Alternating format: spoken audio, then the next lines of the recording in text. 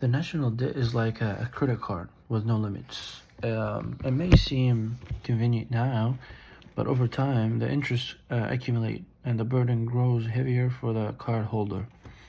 And in this case, the card holder is not just as but future generations. Today, I will discuss the problem associated with increasing the national debt. Its root causes and how we can find sustainable solutions. Let us travel through these layers like climbing a mountain. We will first examine the challenges at the base and assign to understand their origins, and finally reach the summit of a potential solution. At the base of this mountain lies the economic instability caused by unchecked borrowing. Imagine a ship taking on a water faster than it can bail it out. Eventually, it capsizes.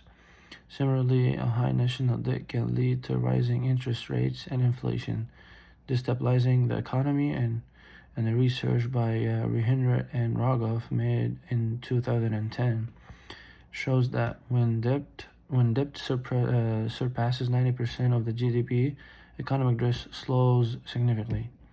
Moreover, think of the debt as a backpack filled with stones. Each new borrowing adds a weight which future generations must carry. The Congressional Budget Office projects that by 2030, the U.S. will spend more on interest payments than on a national defense, limiting resources for other critical needs. This burden is not only financial but moral, as it compromises the ability of the future policymakers to address unforeseen crises. Lastly, excessive debt undermines global confidence in a nation's fiscal responsibility. Like a flattering lighthouse, it signals uncertainty to international markets and weakening currency value and reducing geopolitical influence. As we ascend the mountain, we find the sources of this heavy backpack. The first and most obvious culprit is defect-driven spending. Government often prioritize immediate gains over long-term fiscal health. Tax cuts and spending hikes, even in times of economic prosperity, widen the fiscal gap. Emergencies such as the COVID-19 pandemic are another source. While such a crisis necessitate immediate borrowing, they leave behind debt footprints that linger for decades. Imagine an emergency firehouse that doses flames but floods the entire house in the process. Finally, the fiscal discipline often takes a back seat to political expediency.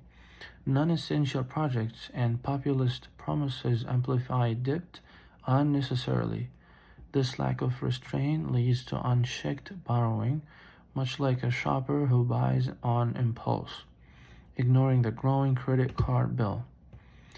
Now, as we approach the summit, we explore how to lighten the burden of debt while securing the economy. First, balanced budgets are essential.